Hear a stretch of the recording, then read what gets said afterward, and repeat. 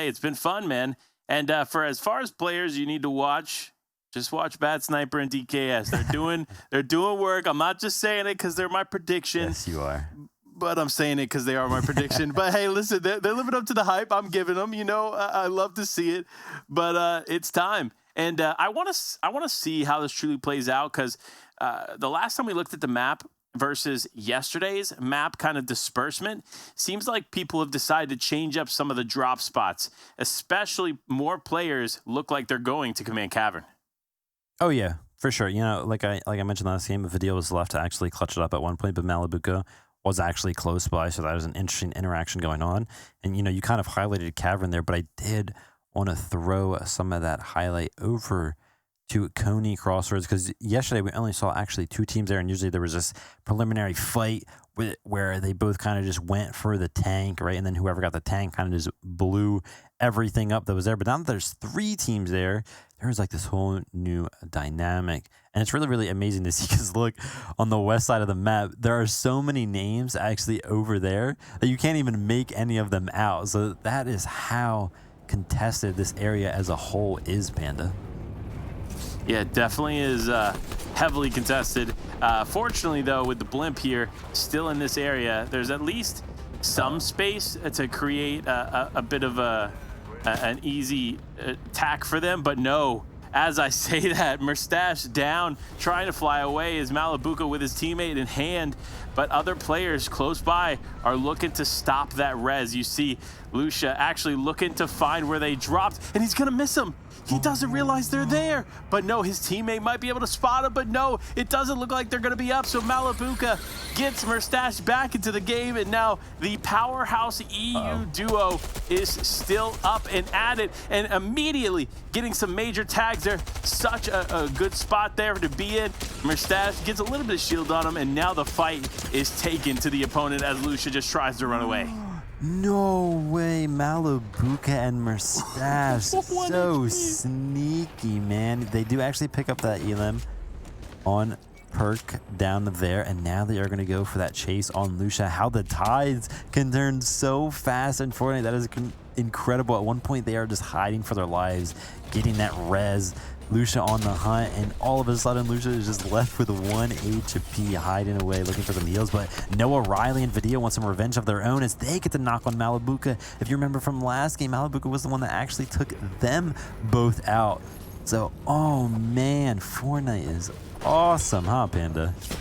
Fortnite is awesome. It's funny, right? Like, you talk about a BR game, right? And you have your standard BRs, who survives till the end, yada, yada. But Fortnite continues to innovate the way that BRs work. And now creating what we would consider just your standard battle royale, right? In a zero build. They've been able to not only create that, but create a really fun and unique game mode that is unlike any other one on the market. And that's why it's so exciting to get to watch some of these games unfold, especially when you got some of the most notable pros from EU competing in this new game mode.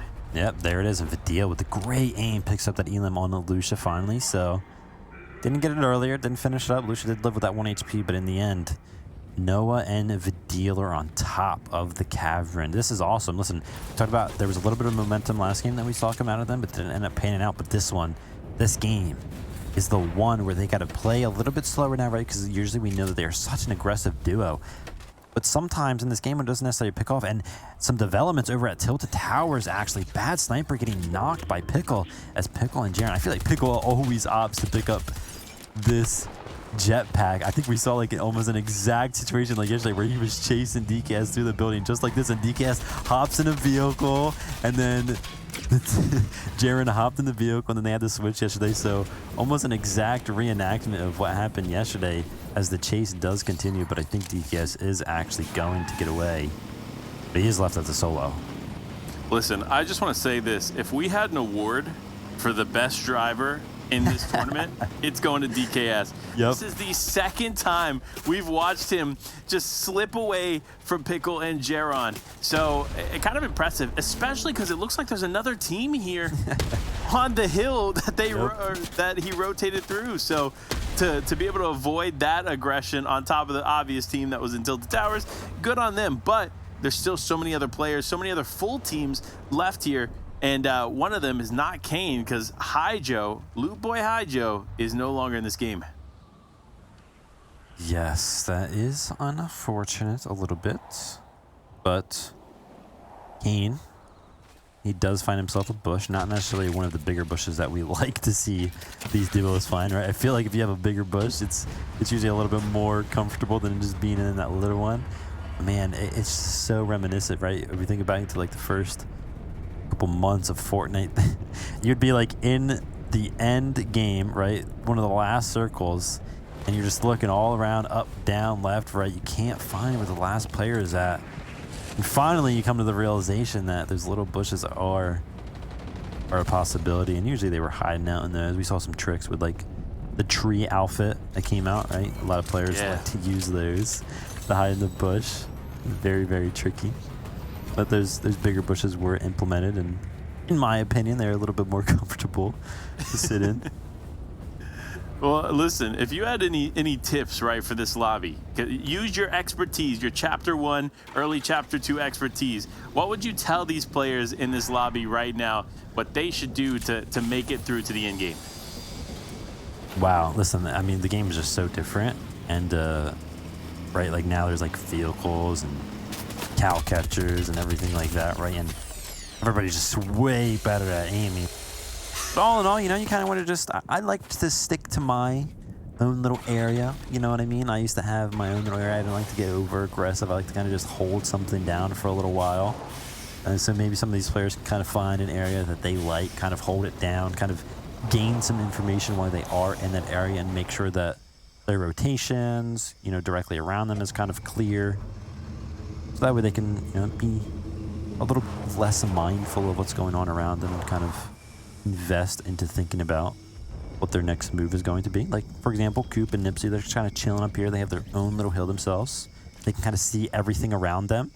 There's a battle bus, but they're just like, yeah, we can't really do much to it, so it's fine. We see that they're leaving. We're looking around for anybody else that could possibly be here before they decide to make a move, because in these no-build tournaments, if you make an early rotation and people come in behind you, usually your back is what you leave open. You know what I mean? Because you can see what's in front of you, and usually you run towards a threat, because ultimately, as the zone closes, people are just set up in that zone, so usually your back is left open. But if there are people behind you, rotating behind you, then your back is just free shots for those teams. So it's always nice to be well aware of your surroundings.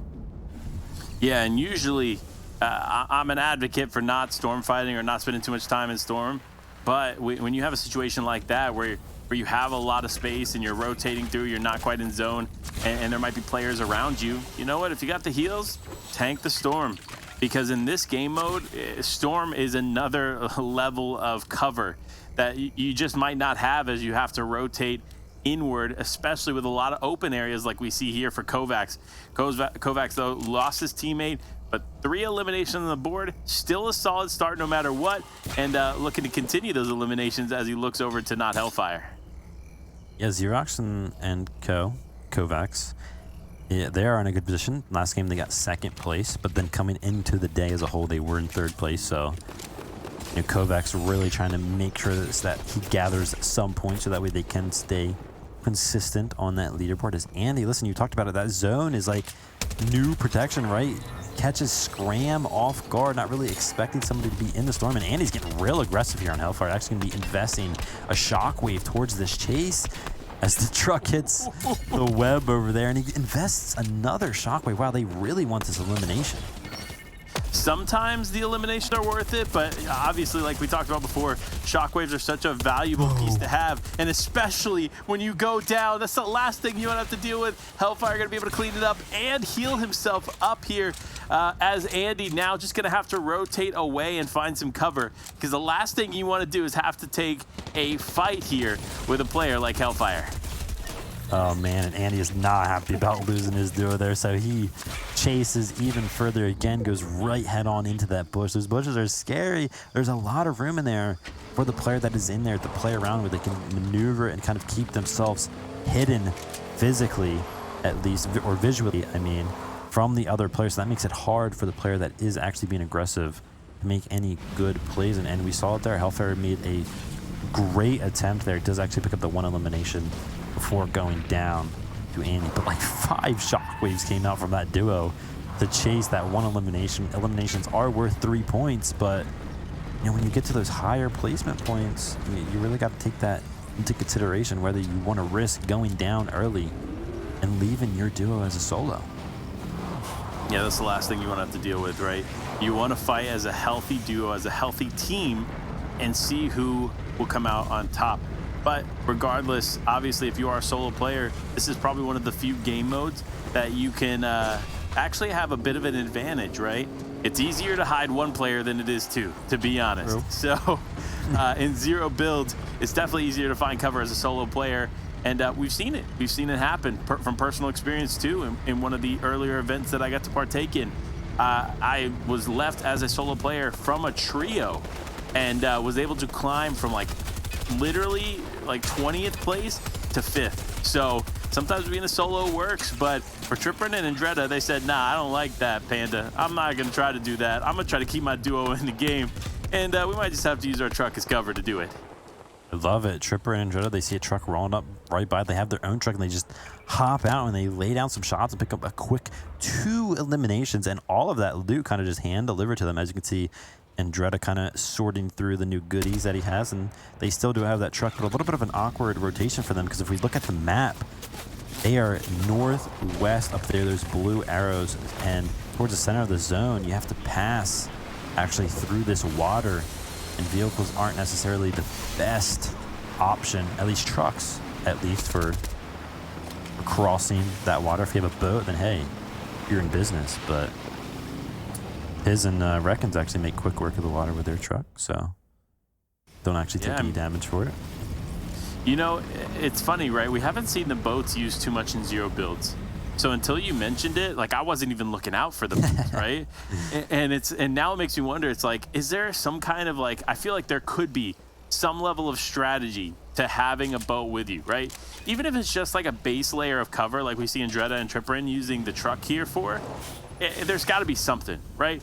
However, with how Fortnite has developed the vehicles and they're able to kind of float through the water for a period of time before they fully sink, if you can get it across that lake, by all means, you still have a truck. But for Reckons and Piz, they're not in zone. They don't have to go through water, but they do need to start moving. Yeah, actually, you know, we literally just talked about how I like to kind of play, right? They actually go towards the edge of the zone, even though that they were close to the center, but they do that so that they can get up on an elevated point. They can see into Tilted, right? Because Tilted are a lot of buildings, are a lot of places for these players to be hiding. So if they make that rotation, they have no idea how many players are actually in Tilted, if any are hiding. So those players that are hiding can just make that rotation behind them. So instead, they opt to be the ones that are kind of looking up, looking down into Tilted to gather that information and be the ones that are rotating behind these other players. Yeah, they're definitely doing a good job of rotating. And honestly, unsurprisingly, one of the better teams in this lobby, Seti Cami, hanging out, having a really, really solid position. They have a great usage of the repair torch there and the tank, and they're just holding on. But they're not in zone here. And I think Cami immediately identifies that and says, you know what? We need to start pressing forward. You see him actually probably scouting a little bit, making sure that Seti's going to be able to get over there with the tank, and now they're together. They're raining down terror as the tank is just unloading on unsuspecting players in the distance. That is the most, honestly, probably the scariest thing you can see in a situation like this. You're just out there hanging out, you have good cover, all of a sudden, Cammy shows up on a turret and just starts blasting through your walls. Yeah, they do find themselves in a little bit of a comfortable position here, right? There's not a lot of players around them. They are in that tank, but if somebody comes and rotates behind them on top of that hill, they will have a really good angle on that turret seat, actually. So something to be mindful of, but I don't think that there was anybody actually rotating in behind them at that point.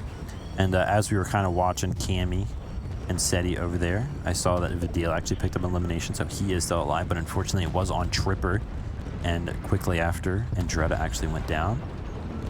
As I see Janice goes down in elimination feed, I did actually opt to stick with my prediction. I don't actually think that they made it in time for the battle bus in game number 1, but they are in game number 2 as Janice does go down. So hopefully Vortex can clutch it up as Jacob.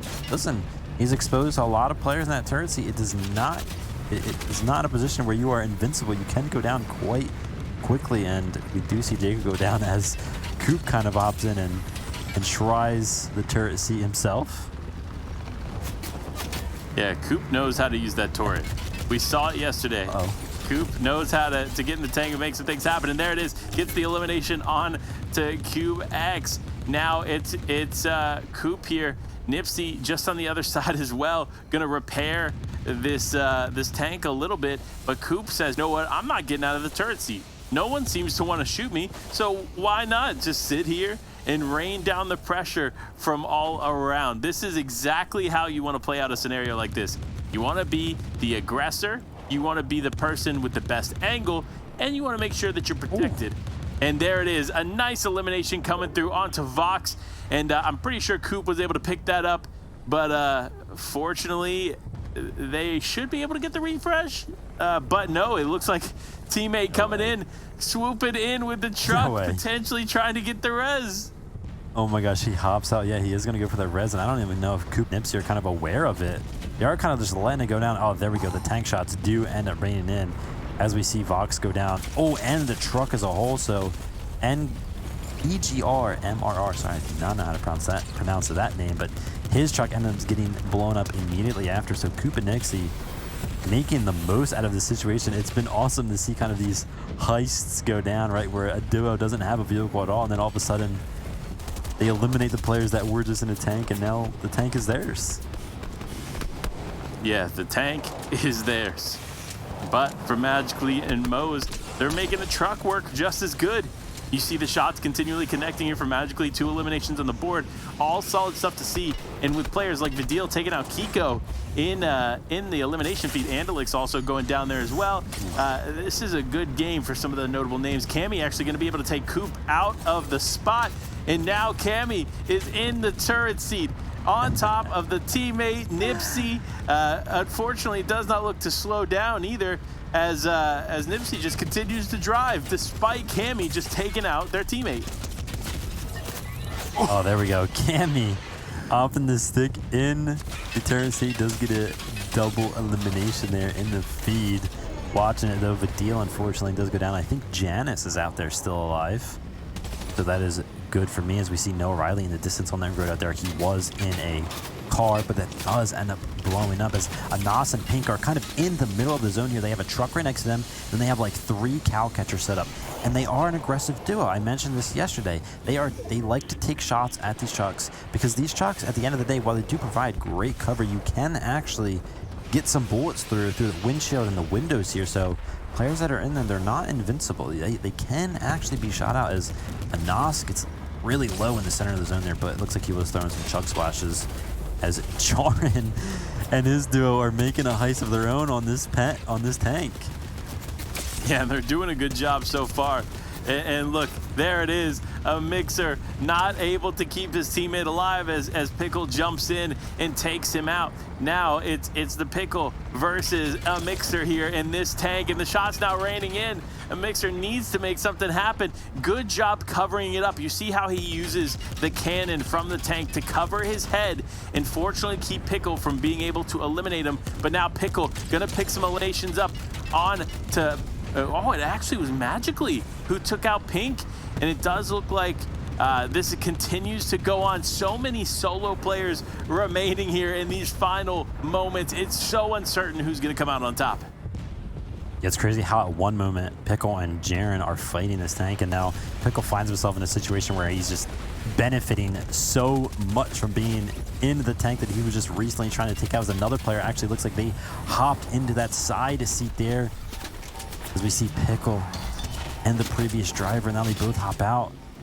As Steno still in the truck, pretty healthy as well. They're going to be making moves, using the truck to maneuver around, get some angles on Pickle. He's going to be taking them out.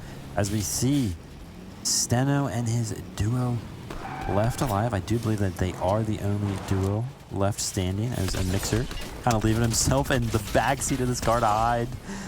But he reveals his position in order to take some shots with the mythical burst rifle that he actually has.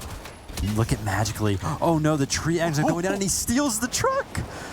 What a play! I talked about how DKS knows how to drive, but man, what a steal there in that moment of Mixer. Gonna go down. It's Lucy getting the shots off. Actually in the same truck that we were just watching from Magically. Now the shots are gonna rain in. Magically's gonna go down, and it is all over. Lucy, Stenmo, they walk away with the victory royale in game number 2 of the day in match number 6 in total. Oh man, shout out to Magically at the end there. I loved it. Yesterday we saw Lechy hiding out in the tree. It was kind of like the first time we saw somebody make that play, and Magically uses one of those shockwaves, presumably to get on top of the tree, and the truck ends up breaking it, but he's like, listen,